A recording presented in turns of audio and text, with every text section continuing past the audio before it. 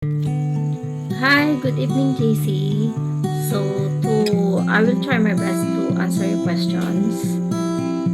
My full name is Irene Castillo Estrero, and I am from Pinaripat Sur, Aglipay, Quirino. My status, um, my status is I am a single parent. So, been separated for almost 13 years or 14 years na. And then, my age, actually, I am turning 43 na tomorrow. So, matanda na. So, it's my birthday tomorrow. And then, my family, I have one daughter. And then, I have 7 siblings because we are 8 in the family. And then, I have my mother kasi my father has been demised for about 14 years na din, nawala yung tatay ko. And then I graduated elementary sa Palasyan Elementary School, and then I graduated and studied at Pinaripat National High School about 1998 ako graduate sa Pinaripat, and 1995 sa elementary ako graduate. And then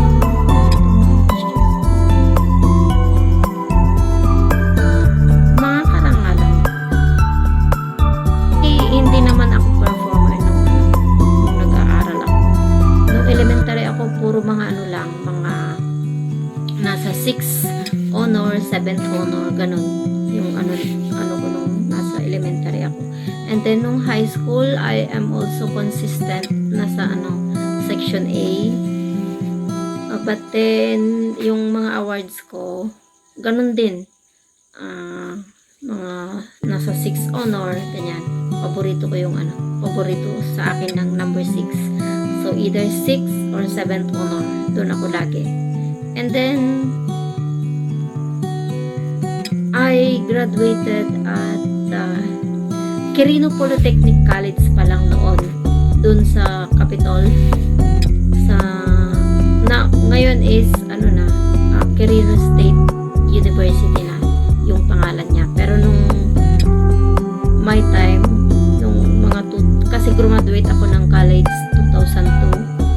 And dati Polytechnic pa lang yung kanyang pangalan. And then, nung high school ako, yung mga sinalihan kong is yung speech choir. Yan, nung mag-start kasi third year high school kami sumali sa speech choir, and then because of that, it's my first time to reach Manila, dahil doon kami nung nanalo kami sa division, and then pumunta kami sa national competition, doon kami sa Cultural Center of the Philippines. So it's my first time to travel in Manila because of Sabayang Pagbigkas. And then I am also a writer in our school campus during my high school days. Feature writer ako dati. And then nakarating din ako ng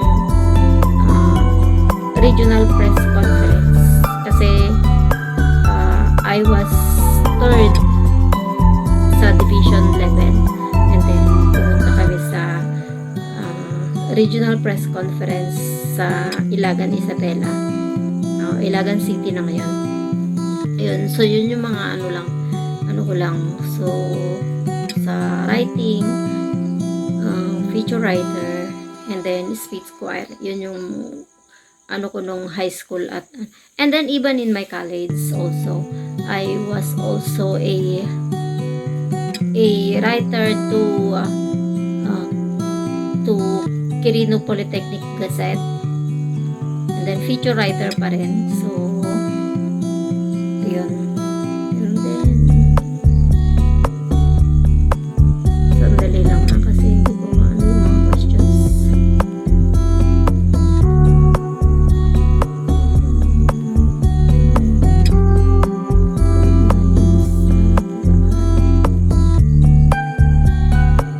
Maraming mga mabuting naidulot sa ano, kasi like a typical story, hindi mahirap lang yung buhay namin kasi 8 kaming magkakapatid, tapos actually kami lang ng bunso kong kapatid yung nakapagtapos sa pag-aaral kasi nga mahirap yung buhay. And then pero kahit mahirap yung buhay, in-inculcate sa amin ng aming mga magulang yung importance ng education. Kaya lahat ng kanilang makakaya ay sinend kami lahat sa school. Kaya lang yung mga kapatid ko, yung ate ko, pan-graduation sa high school, nag-asawa na siya. And then yung mga iba kong kapatid, pag malapit ng mag-February, ganyan, tapos nag-i-stop na sila sa pag-aaral hanggang sa hindi na sila nakatapos. So kami lang talaga ng bunso kong kapatid yung nakapagtapos. Kami lang dalawa sa aming 8 magkakapatid. So sa aking mga pinagdaanan, mahirap talaga kasi nung elementary ako, mahirap yung buhay. Nasubukan ko pa na yung baunan ko dati is yung pinagtaklob na plato na pinalot ng panyo. Yun yung baunan namin kasi yun nga, kahit pambili ng bumili ng mga lunchbox ganyan. So nag-i-improvise na lang yung nanay ko. Tapos yung bag ko, pag wala kaming maibili, ang ginagawa niya yung tinatahi niya yung sako ng abono. Yun yung ginagawa niyang bag. So yun yung ginagamit namin. And then hindi pa uso yung mga tricycle noon. So nilalakad lang namin. Nilalakad lang yung from sa bahay hanggang sa school, mga siguro mga 3 to 4 kilometers yung nilalakad namin. So ganun yung typical na namin, mahirap lang yung pamumuhay talaga. And then pag sumasali ako sa mga contest, pag nung elementary ako kasi meron pa pala yung quiz bee ng history, kasi nung araw paborito kong subject yung araling panlipunan, or hekasi pa ang tawag doon, hekasi. So yun yung pumupunta akong quiz bee yun. So naranasan ko yung pumuntang maki-contest na nakachinelas lang ako, naka-uniform, kasi yun nga, mahirap yung buhay, walang pambili naman. So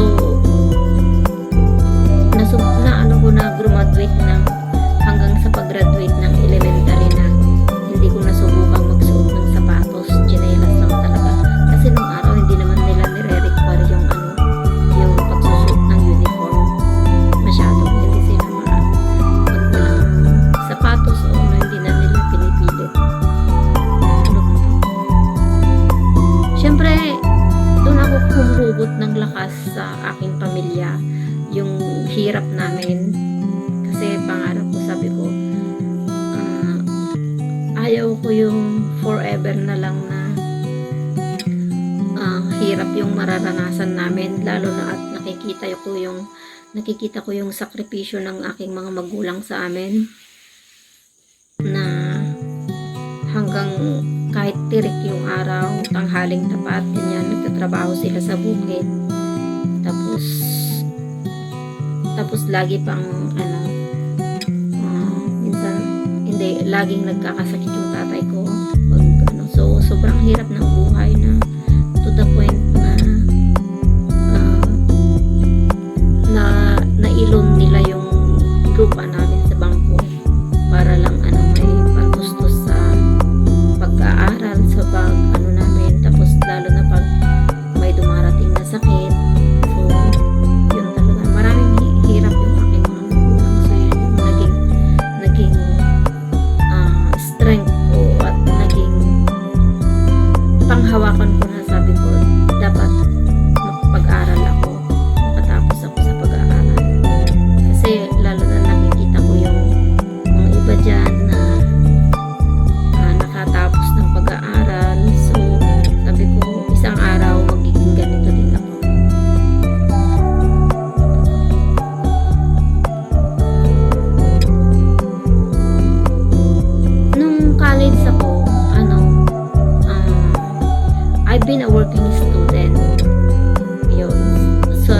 Capitol ako nag-aral, ano.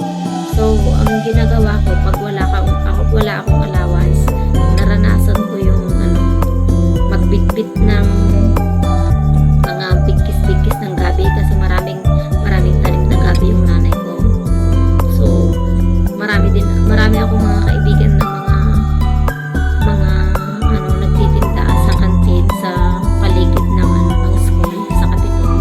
So, sabi ko, ano doon, sabi ko, kuha kayo ng gabi.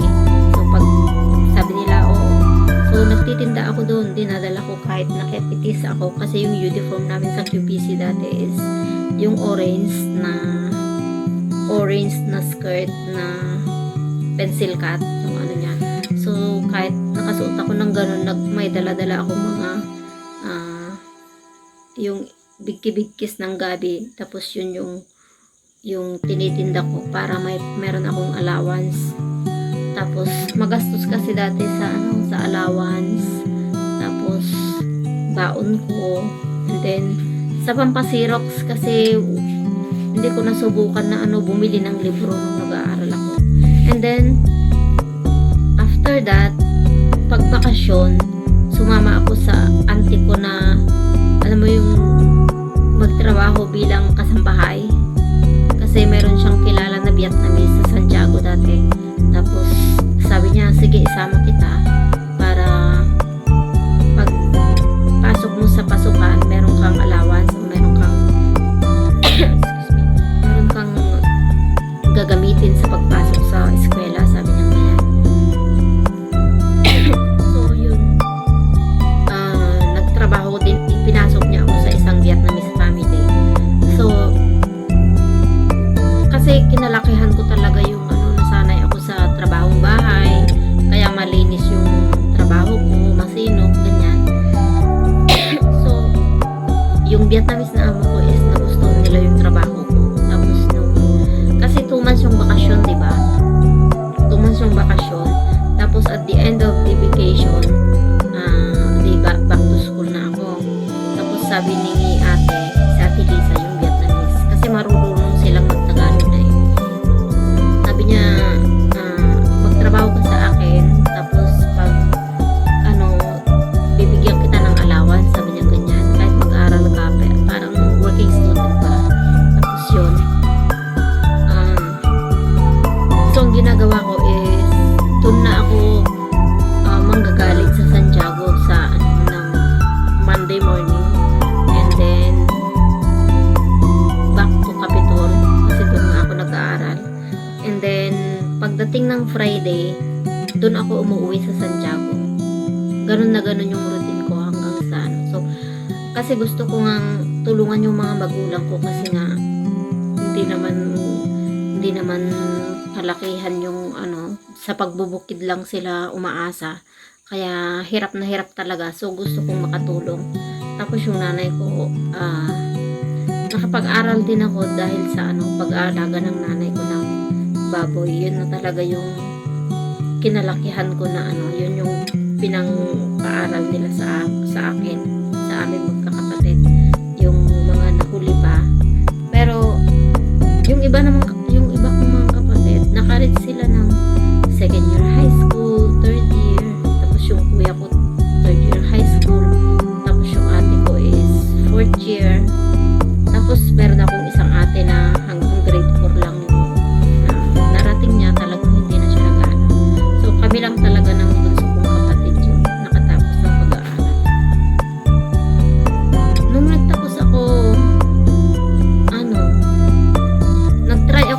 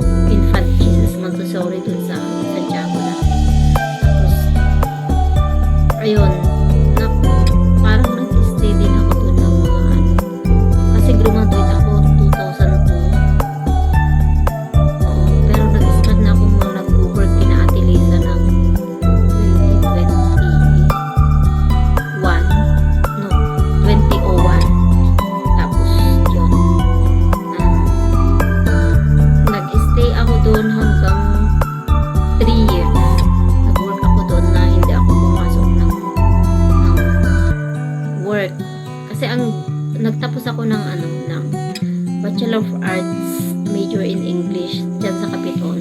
Pero tapos nung 2004 kasi graduate ako 2004 saka ako lang naisip na mag-exam ng LET, ng licensure exam. So nag-file ako.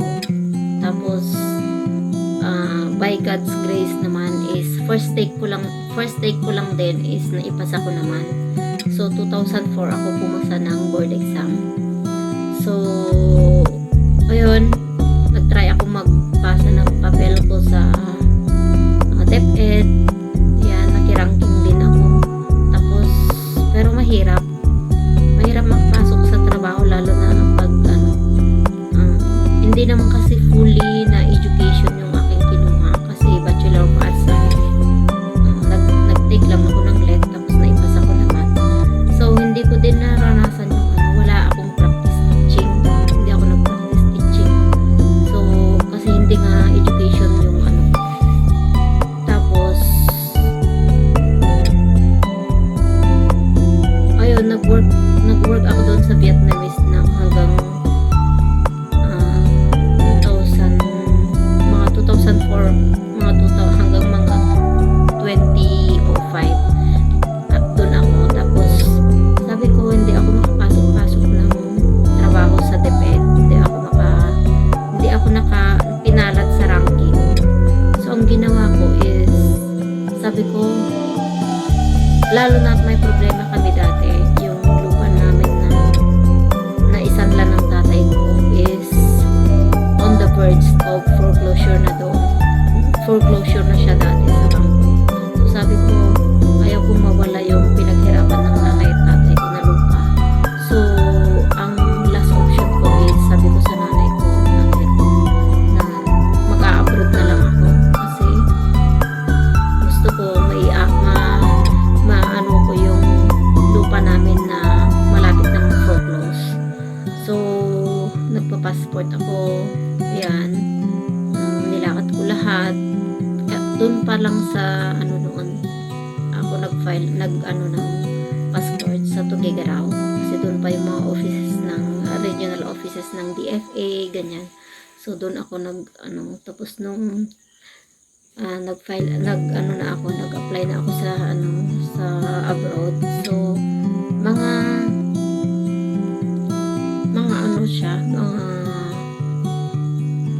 ilang months na o mga 2 months na hinintay ko yung tapos ayun ilang taon na ba ako dati 20 kasi graduate ako 21 years old. Tapos yun nga na-stuck ako ng doon lang ako nag-work sa Vietnamese, naging private tutor doon hanggang sa 2020 hanggang 2004 na pumasa ako ng board.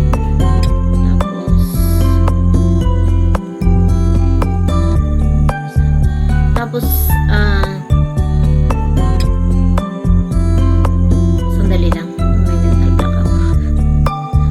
Tapos yun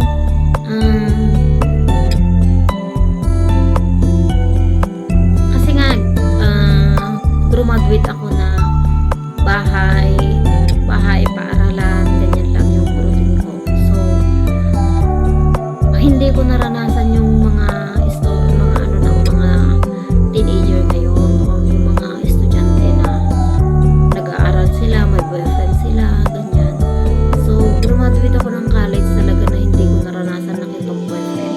Tapos yun, nung nauso na din yung cellphone, yung mga malalaki pang cellphone dati, yung 3210, 5110, ganyan, yung mga cellphone pa dati, keypad, yung mga Nokia phone.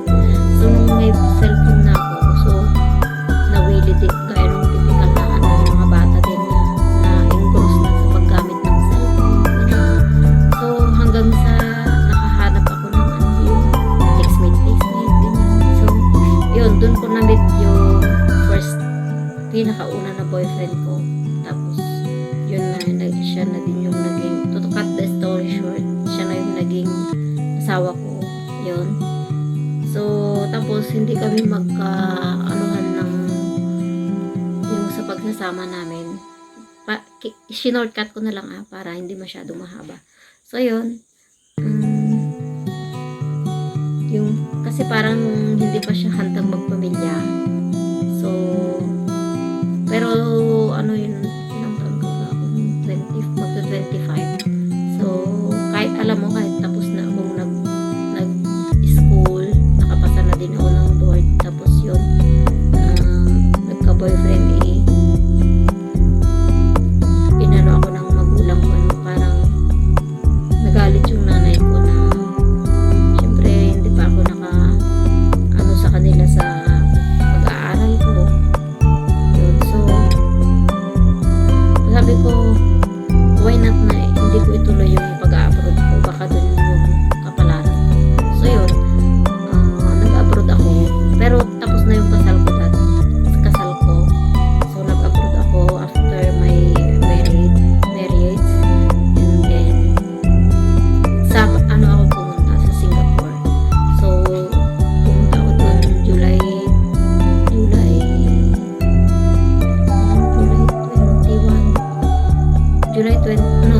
14, 2005. Kasi kinasal ako June 8, 2005. So isang buwan lang after nung kasal, nag-abroad na meron na akong amo. So nag-abroad na ako. So yun, in-straight ko ng 4 years. Nag-work ako in-straight ko yun ng 4 years, hindi ako umuwi. And then nung may 4 years ako, yun, nagbakasyon ako dito sa Pinas. And then ayun, parang nawili na din po sa ako. So balik-balik na lang ganyan sa babalik ako, magbabakasyon ng 3 weeks, tapos balik na naman. Yun, tapos ayun, so to cut the story short, so tumagal ako doon ng 17 years. 17 years ako sa Singapore na ano ko inailabas na may mga project na din ako, na ilabas ko yung lupa namin sa bangko, natubos ko siya sa bangko. Tapos yung bunso kong kapatid, natulungan ko yung mga magulang ko na pag-aralin siya. So nakapagtapos siya ng midwifery. And yun, so may mga napundar na din konti, mga alagang hayop, ganyan. Tapos ano ko na sabi ko, pag tuloy-tuloy ako dito sa abroad, sabi ko dito sa abroad walang kasiguruhan, hindi lifetime yung work doon, kasi lalo na yung nakikita ko na abroad ng matagal, tapos wala man lang mga retirement, ganyan. So trinay kong nag-register sa Dole Schemes. Nag-register ako doon online kasi yun yung schemes, yung meaning nun is sa Pilipinas ikaw ang mga sir. So diba, pag doon ka sa abroad, ikaw yung tumatawag ng ma'am, ng sir sa mga amo. Kasi kahit nakapagtapos ako ng pag-aaral, na pumasok ako na domestic helper sa Singapore. So doon kasi kahit may tinapos ka, kahit degree holder ka, yung mga amo hindi nila ino-honor yan. Hindi ka nila parang wala kang status. Yung status mo lang is helper lang talaga. So hindi ka nila i-recognize kung degree holder ka naman sa Pilipinas o sino ka man. Basta ang tingnan lang nila sa'yo, mababa ka lang, helper ka lang, ganyan. So merong discrimination doon. So yung mga unang-una kong mga buwan doon, mga taon, so parang nagse-self-pity ako, ganyan.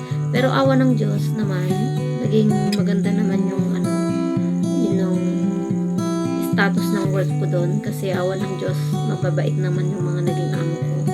Actually, yung first na amo ko is nag-work ako doon ng almost 10 years. So almost 10 years ako sa una kong amo, hanggang sa nung malalaki na yung mga alaga ko, sabi nila hindi na nila kailangan ng kasama nila, So, lumipat ako sa pangalawang amo.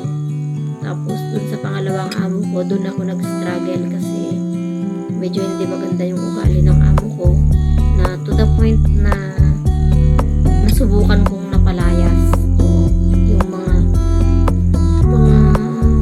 naranasan ng mga ibang domestic helper dun, no, hindi maganda yung pagtrato ng mga amo nila.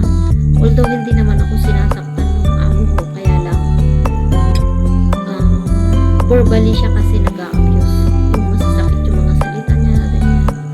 So, hindi ko siya natiis. So, mga 10 months lang ako doon. And then, after that, nung pinalayas niya ako, ayun, nag-apply ako sa pangatlong amo ko. So, sa third na amo. Pero, before that, prior to that, nung 2014, kasi 2005 ako pumunta doon ako first na pumunta sa Singapore. And then, 2007 and 2008, nakuha ko yung dalawang ate ko doon. Kinuha ko yung dalawang ate ko.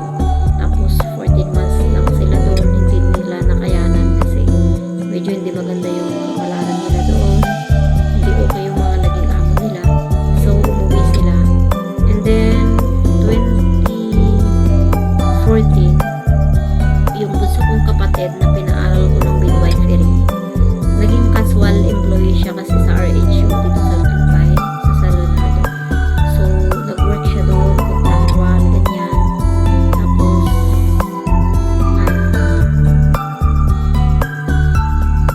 syempre pag contractual kasi, every 3 months or 4 months lang yung, tapos, yung tinatawag ba na LSP. So, pag meron lang pondo ng munisipyo, saka lang siya may sahod, ganyan, mga 3,000 lang, ganyan. So, kulang na kulang talaga. So, hanggang sa akin naman nanggagaling yung allowance niya pagpasok sa RHU. Sa akin siya humihingi ng pang-transport, ganyan. So, sabi ko, why not mag-abroad ka na lang? Kasi, kunin na lang kita dito kasi sa akin lang hindi naman nanggagaling yung allowance mo, no? So, hindi ka naman ma-permanent dyan. So, mag-abroad ka na lang. Sabi ko ganyan. So, nakuha ko yung bunso kong kapatid. So, to cut the story short, nag-work siya doon 2014 to 2020. So, naka 6 years din siya doon. Tapos, nung 2018, nag-apply nga ako ng Spain. So, yun, tinuloy-tuloy ko na hanggang sa na-approvean yung application ko. So, nag-refresher ako nandun na ako dati sa pang third ko nga. So, nasa third employer na ako noon. And then, pinaalam ko sa amo ko kasi very open naman ako sa amo ko kasi mabait naman sila. Sabi ko, I'm applying for a teaching job in the Philippines. So, I applied online and then I have this refresher course. I need to study online because I don't have experience in teaching, and then I passed my board exam 2004, so it's quite long. So, I need to refresh my knowledge. And then, if you allow me, I can work with you, but then when my paper approved, just allow me to go home if I need to go back. And then, naintindihan naman nila. So, yun, nag-juggle ako between my job, sa pagtatrabaho sa bahay ng amo ko, and then sa aking course, kasi online yun. Pero mabait naman sila kasi basta makatapos ko yung work ko sa bahay nila, and then uupo na naman ako sa na mag-aral sa harap ng kasi meron iniwan yung kapatid ko na maliit na laptop. So yun yung ginamit ko sa aking course. And then nung natapos ko na yon, at my own pace yun na online. So natapos ko yun ng mga 12 modules yun. Natapos ko ng 6 months.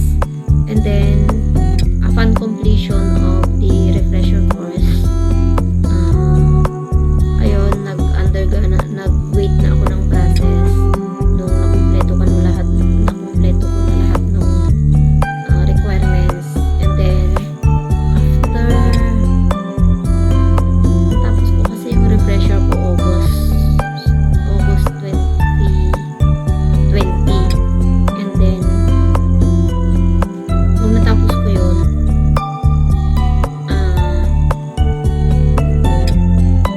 natapos ko yung refresher. And then after August ko kasi natapos, August 2020. And then August, September, October, November, December, January,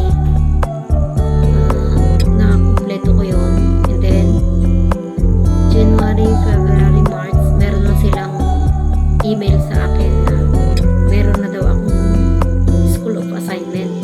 So doon na nagpaalam na ako sa amo ko na maybe after 3 months hindi ko na matapos yung kontrata ko at uuwi na ako kasi meron ng school.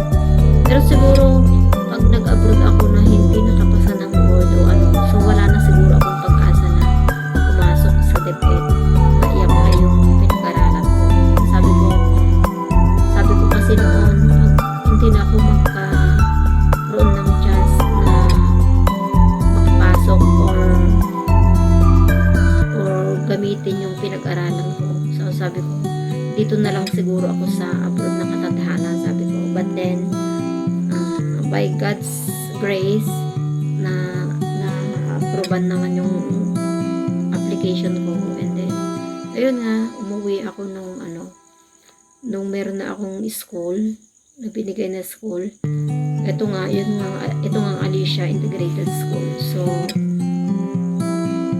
supposed to be yung kontrata ko matatapos pa lang ng December. Kaya lang meron na akong school of assignment, dumating siya March.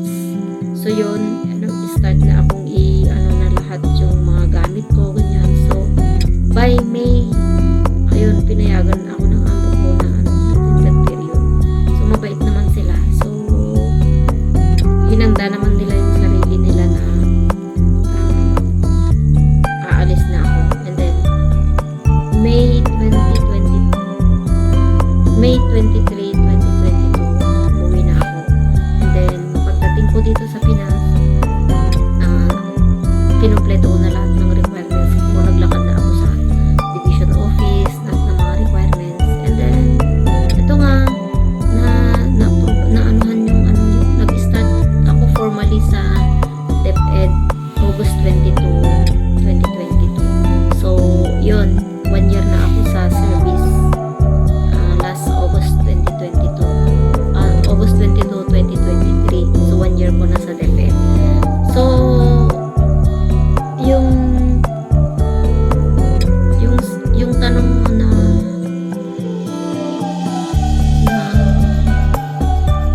kontento ba ako sa aking pagtuturo? Kontento ka ba sa ganun? Alam mo, noon akala ko kasi hindi na ako makakapagturo. Wala na akong chance. Lalo na at kasi graduate ako 2002. Tapos yung mga kabats ko, meron ng mga principal, meron ng matataas na yung mga position nila sa DepEd. So nandun yung parang self-pity ko na matataas na yung kanilang position sa DepEd. And then heto ako ngayon, mag-i-start pa lang, dito ako sa baba. Parang nakakaramdam ako ng awa sa sarili ko na mag-uumpisa pa lang ako, back to zero ako. Kasi nga ayun, hindi nga ako nagturo, nawili ako sa abroad. And then pag nakikita ko sila, tapos parang nahihiya ako kasi yun nga, na-reach ko yung age ko na ito, 40s. Kasi na-employ ako 42 ko. Magpo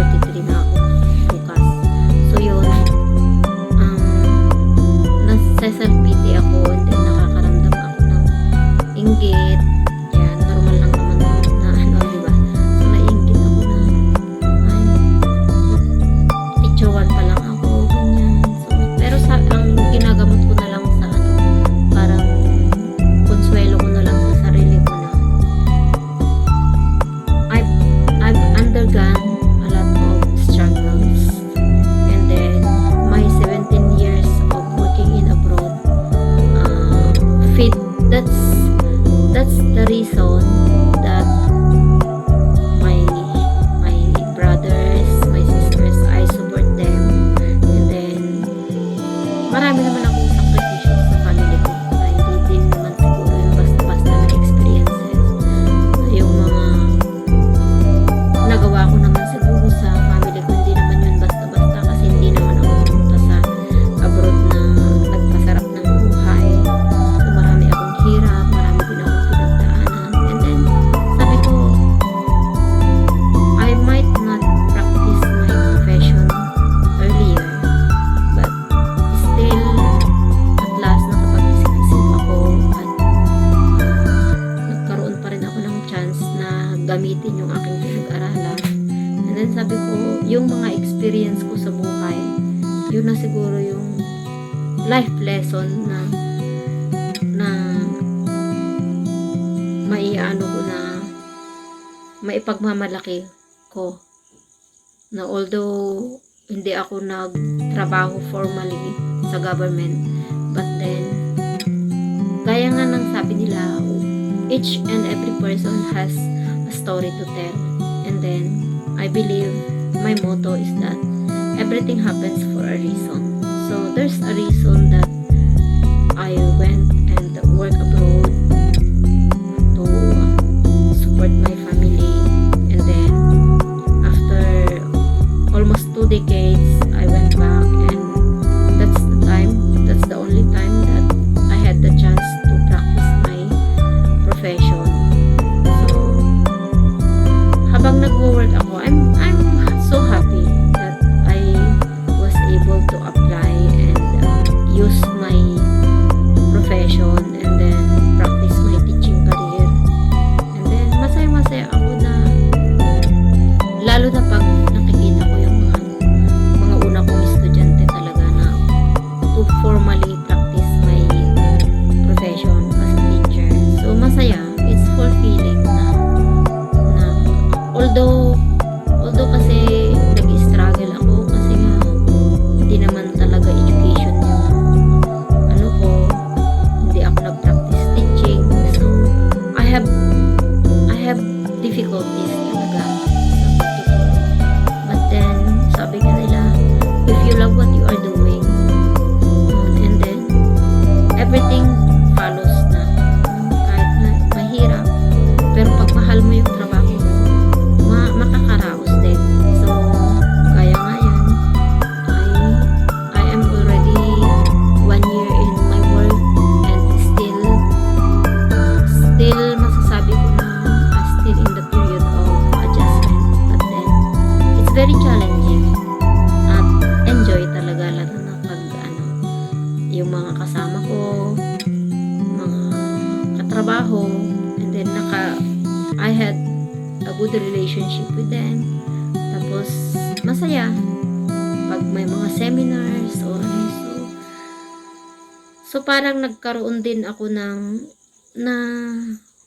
na-gain ko yung confidence na sabi ko sa abroad, ang hawak ko map, walis, kaldero, ganyan. So parang na-stuck yung aking knowledge doon. But now, tapos ako pa yung tumatawag ng ma'am at sir sa aking mga amo. But now here, the students call me ma'am. So parang nakakataba ng puso na okay, may plano ang Diyos kung bakit nangyari lahat ng to. Although masasabi ko na parang late bloomer na talaga. Very, very late bloomer na kasi na nag-start pa lang ako sa career ko.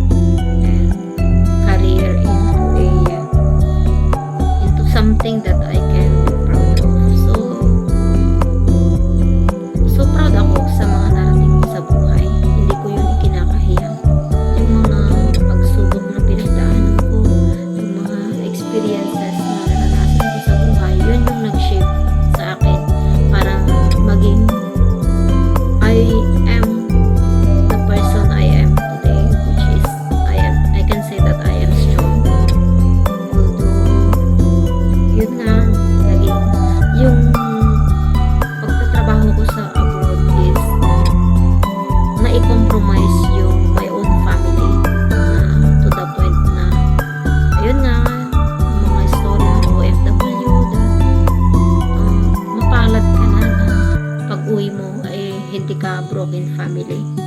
But then, yun nga, hindi ako excuse doon kasi dahil sa pag-a-abroad ko,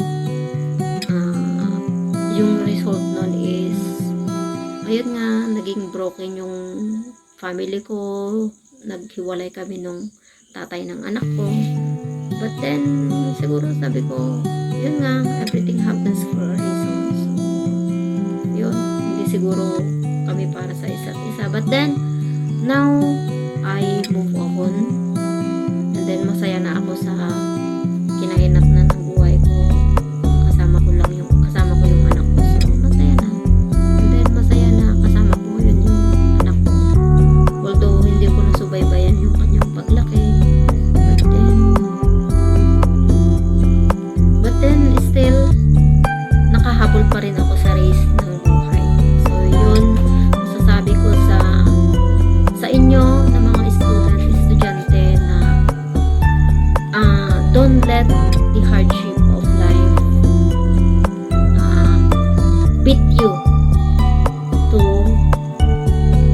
hindi yun yung tatalo sa inyo para makamit yung to reach the zenith of success, na hindi yun rason para hindi ka makatapos sa pag-aaral.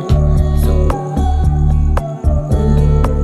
yung hindi tayo pinanganak na mayaman, or yung mga luho ng mga classmate mo, wag nating kainggitan.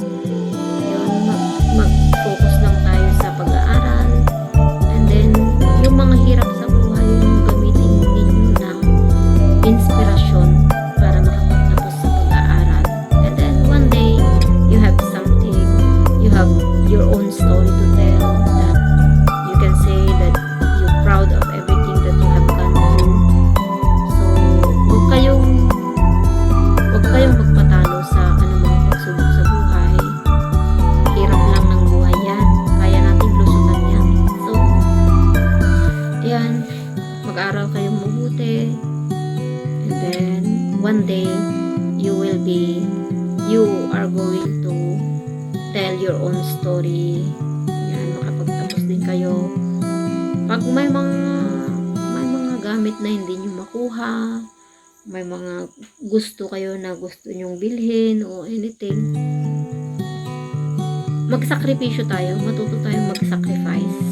Na syempre, sakripisyo muna, and then after long sacrifice, and then makatatapos din kayo sa pag-aaral, and then you can buy what you want.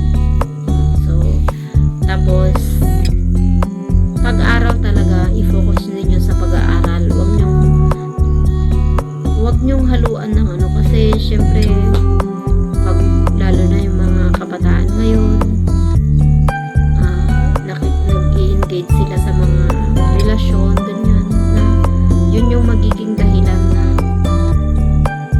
yun yung maaaring makasagabal para maging success sila. So, mag-focus lang muna kayo sa goal nyo. Yan. Just walk straight and don't make a